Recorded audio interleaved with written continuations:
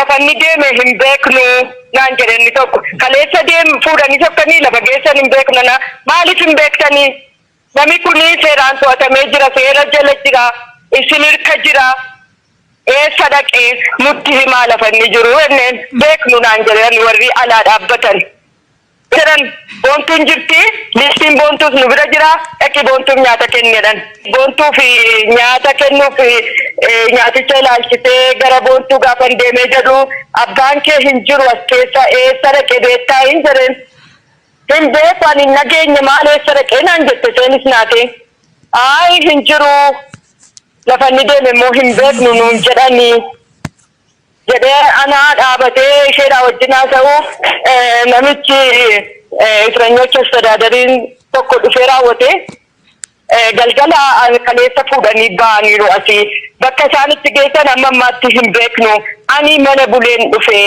ganama gaafan dhufummoo hin jiranii jedheetu inni naa wajjin haasa'aa jiru namni wayii ol galee akka isaan Meeksikoo naannoo Meeksikoo lafa gamoo xamaamaa jedhamu tokko jira gamoon jallaa jedhamee bakki isaatti hin beekamu warri gaafachuu barbaadan dhaqanii achitti gaafatanii jedhe kanumaanii mucaa koo fudhadhee mucaa sadiidhaa tokko fudhadhee gaafanii dhiigaa achi dhaqu Baqqalaa Garbaa Jawaarfaan as jiru hin jireen jiru naan jiran jiru nan nyaata kennuufii barbaadnaan nyaata fidaan hin jedhanii nyaaticha waanuma nuyi arginee nyaata kenninuufis nutti fakkaateera nuti nyaata fuunee gaafa nuyi gara mooraasaatti ol linnu wayyaa nyaaticha ilaalanii maqaa keenya barreessanii maqaa isaas barreessanii arguu hin dandeessanii nyaata garuu isinii kennina maaliif hin arginu amma kaleessaatti argaa turre har'ammoo maaliif hin arginu naan ay iddoo kanatti isaan haaraadha gara qoranaa amma dhumutti arguu hin dandeessan guyyaa muraasaaf hin argitanii nun jedhan garuu jiraachuuf dhiisuu isaanii nu maaliin beekna nyaata isinitti kenninee deemu qofti koo hiikaa hin qabu maaliin beenna nuti akka nyaati kun isaan namuuf dhiitonaan kunoo maqaa keessan barreessineerra maqaa isaas barreessineerra kana achi nu waan goonuu qabu waan gochuu qabnu hin qabnu nani dhidhiibanii maagee mooraa keessaa gadi nu baasan akkasumatti natti himanii ijoolleen Jawaarii achi dhaqanii dhabaniiru amma garuu Jawar as jira miti nyaati iddoo kanatti fidan miti hin jedhan yaa fidanii asuma jiru haa fidanii jedhan egaa asuma jiru jedhu malee haala isaan darashanii waa tokko waan nutti himan tokko iyyuu hin qaban nutis waan amannee galuuf galle mannatti hin qabnu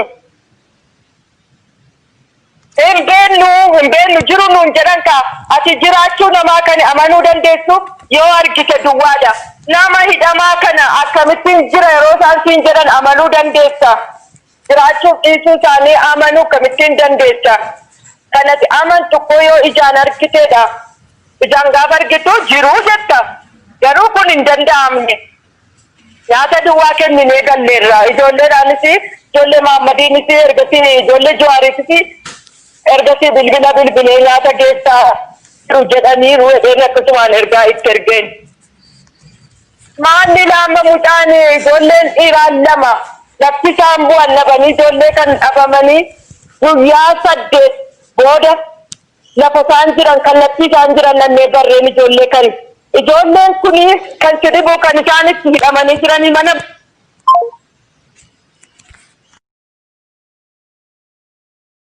daawwattoota keenya kabajamoo inni akkuma reefu dhageessan kanaa jechuudha warra obbo Baqqalee Garbaa maaltu akka ta'ee fi ammoo haala akkamiitu akka jiru sagalee isaaniirraa dhageenyeerra jechuudha. Egaa kan reefu dubbataa turres kanuma jechuudha. Hogganoota qabsoo Oromoo warra uummanni akka agartuu ija isaatti ilaalu bifa kanaan lafarra olii gad harkisanii bakka jarri jiranillee kan firri hin beekne nyaata geessanii wal arguun kan hin danda'amne ammas taanaan bakka lammaffaa amma jedhamu kana jiraatanii dhiisanii wanni beekamu kan hin jirre ta'u jecha haadha warraa obbo Baqqalee Garbaarraa hubanneerra jechuudha. Egaa kun walumaa galatti wanta sabni keenya keessa jiru akkaataatti Oromoo hoggana dhabsiisanii qabsoo uummata kanaan laamshessanii tokkummaa isaas akkuma reefuu jenne diiganii walumaa galatti Oromoo irratti kooraa dugda isaarra kaayyatanii garmaamuuf qophaa'aa jiran agarsiisa. Oromoon kun hin ta'u jechuu danda'u qaba jechuudha. Jecha Jawar tokko asirratti kaasuun dirqama. Gaafa biyya kana dhufu saba koo uummata Oromoo fi Rabbi yookiin Waaqayyoon qofan abdadhee dhufee jedhe. Kun jecha yoomuu yaadatamuu qabu. Uummanni Oromoodhaa Jawaaris ta'ee Baqqalees ta'ee qabsaa'onni akka Jaal Abdii Raggaasaa fi kanneen biroon hundi abbootii galataa isaati. Qabsoo isaatiif hidhamanii mana hidhaa jiran malee ifatti sabaasuuf hidhamanii akka kanatti dararamaa jiran malee dantaa mataa isaanii barbaadaaf miti. Akka nama tokkotti hojjetanii jireenya qananii jiraachuu warra danda'udha. Jarri kun hundi jechuudha. Garuu uummanni Oromoo salphina jala taa'ee nuti qofti qananiilee jiraachuun uumaa hiikaa nuuf hin qabu. Inni qabsoo kanatti seenanii qabsoo biyya alaatti godhaa tures kan biyyatti deebi'an saba kana abdatanii jechuudha. Akkuma Jawaar jedhu. Kuni Oromoof yoomuu ergaa dabarsuu qaba. Daqiiqaatti kun qalbii keenya keessaa baduu hin qabu jechuudha. Amaanaa nurraa qabani, galata nurraa qabani namoonni mana hidhaa jiran kun jechuudha. Isaanii mana hidhaa keessatti akka salphifamaa jiru. Isaanii mana hidhaa keessa eessa akka jiranillee hin beekamnee fi maaltu akka irratti karoorfamee jiru kan hin beekamne kana keessatti uummanni keenya nagaadhaan rafee, nagaadhaan ka'ee, nagaan bahee, nagaan galuun akka uummata bilisummaa qabu tokkotti Oromoorraa hin eegamu. Sabni keenya muratee qabsaa'uu danda'uu qaba jechuudha. Muratee salphina kana ofirraa kaasuu danda'uu qaba. Muratee hogganoota isaa wajjin walitti deebi'ee ulfina isaa gad dhaabbatee akka sabaatti akka biyyaatti buluuf mirga qabu, mirga Waaqayyoo kenneef sana kabajsiifachuuf qabsoo qofa jechuudha. Furtuun isaa tokkitti kadhaa miti, waa takka yookiin araara miti, qabsoo isaa qofatti isa kabajsiisa. Kanuma jechuun danda'ama. Yaa asirratti dabaltan hoo jiraate daqiiqaa tokko ni kenna yeroon keenya deemeera. Okay, daree jechuu barbaadde. Wanni jechuu barbaadu hedduu gabaabaadha. Oromoo irratti seenaa qabsoo keenya keessatti Maammoo Mazammiriif bo'aa turre, Taaddee Birruuf bo'aa turre, Hayilee Fiidaaf bo'aa turre, akkasumas ammoo Hayilamaariyaam Gammadaaf bo'aa turre jechuudha. Amma osoo arginu ija keenya afotti dhangaa nafxanyaan shira xaxxee kijiba kallattii hundaa walitti fiddee dhangaa isaan Jawar Mohammed, Baqqalee Garbaa, Hamzaa Booranaa, Dr. Shuguu Galataa, akkasumas Abdii Raggaasaa hunda isaaniitiif maal isaan akka qopheessaaran wanti namatti argisiisu hanga namoonni kunniin waggaa 50tti murtaa'u yookaan ammoo tun ofitti gadi baasanii fannisan eeguu danda'u hin qabnu. Qabxii adda addaa wal tuqsiisnee suuraa wayii kaasuudhaaf yoo yaallu kallattiin itti deemamaa hidhaadhaa oli. Waanuma torbee keessatti ji'a keessatti nuuf haara shanamanii kan jedhu miidiyaa irratti nafxanyoonni gadi baate dubbataartu santu ta'uudhaaf akka deemaa wanni agarsiisu waa hedduutu jira. Mallattoon shakkii gurguddaadha. Alaarmi wani nama godhu. Wanni ijaaf gurra keenya banannee wanta aaru hunda qajeelatti waan haasamu olitti maaltu yaadamaara maaltu xaxamaara waan jedhu guyyaa sekendi akka faana bu'u wanni godhu hedduutu jira. Dhimma kana Oromoo dhimma namoota kanneen hidhuutti gadi buustee ilaaluu hin qabdu. Wanni tahaaru haalli adeemaaru hedduu kan nama yaachisu tankaarfiin laalessaan hamaan Oromoon bara mara akka boohaa gaddaa jireenya gadadoo keessa akka jiraatu wanni taasisu uumamuu danda'u mala karaan is deemamaarus kanuma fakkaata. Namoota kanneen jalattiin hiikuufis deemaa hin jirtu kan hiiksisu akkuma kaleessa gootisan harka kan kee mootummaa nafxanyaa gabroonfataa kana namoota dhugaa dagatanii ummata ukkaamsuu irratti bobba'an kana harka isaa micciiruu qofaani kan namoota kanneen mana hidhaatii yookaan du'arraa kan hambistu. Kana alatti karaan biraa hin jiru qabsoodha fallisaa.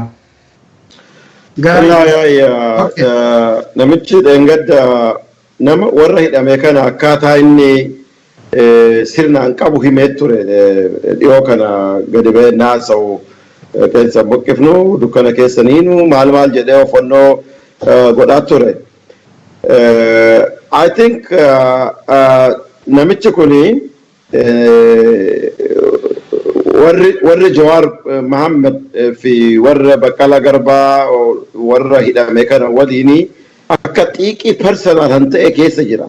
Akka daa'imoof godhaa jira. Kunoo antuunni leenca boojje akkas ta'e dubbi.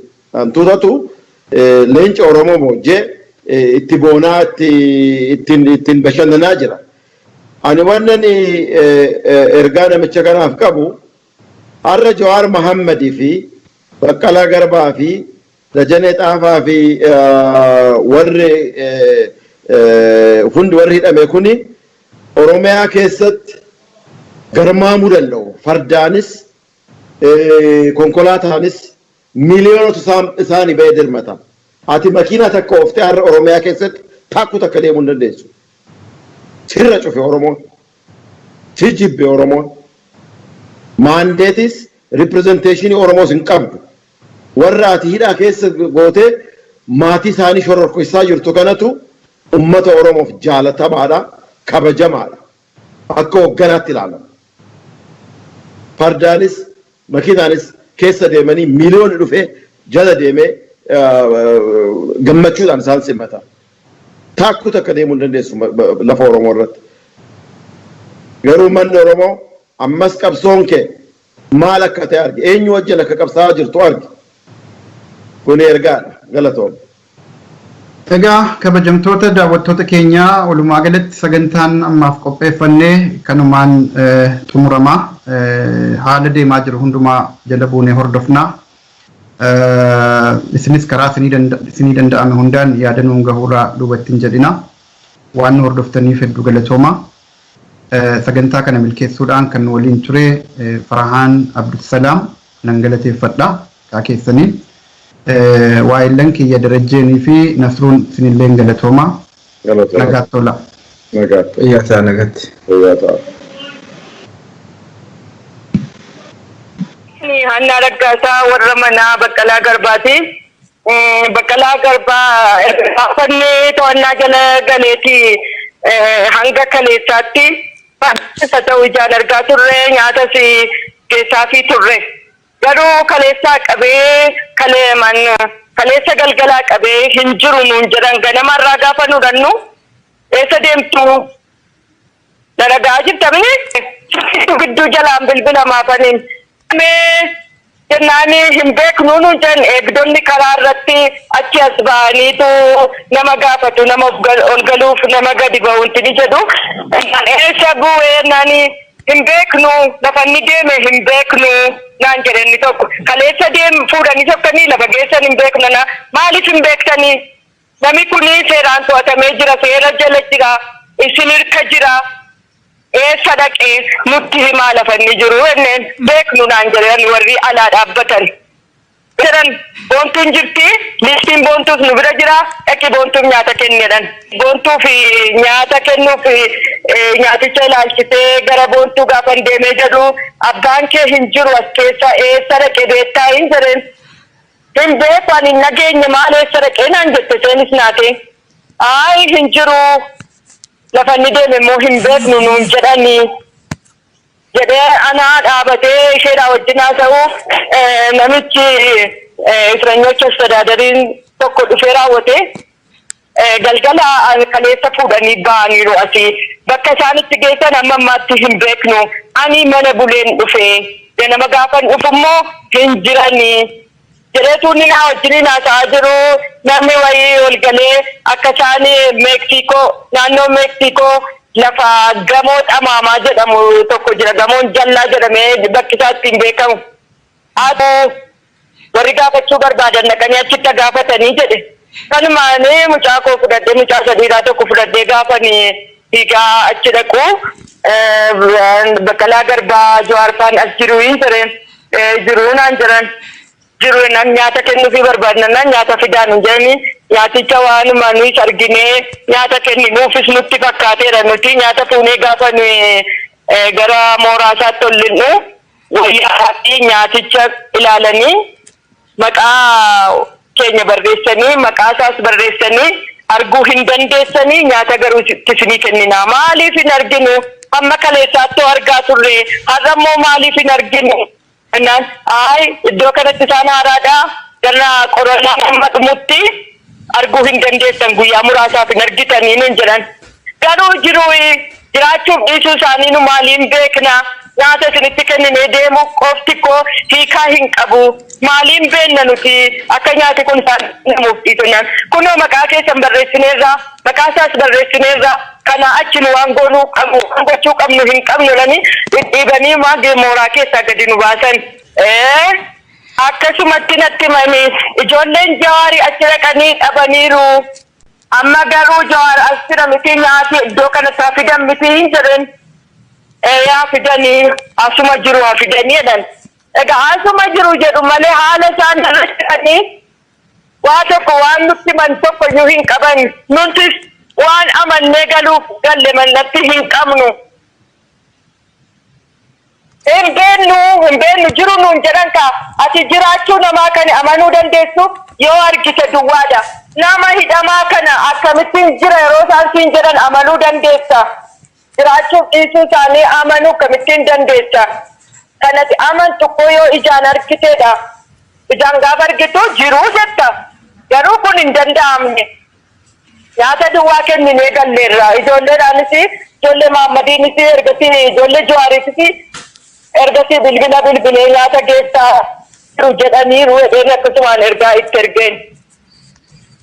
Maanni lama mucaan ijoolleen dhiiraan lama lafti isaan bu'an dhabanii ijoollee kan dhabamanii guyyaa 8 booda lafa isaan jiran kan lafti isaan jiran nannee barreen ijoollee kan ijoolleen kuni kan sirribu kan isaanitti hidhamanii jiranii mana.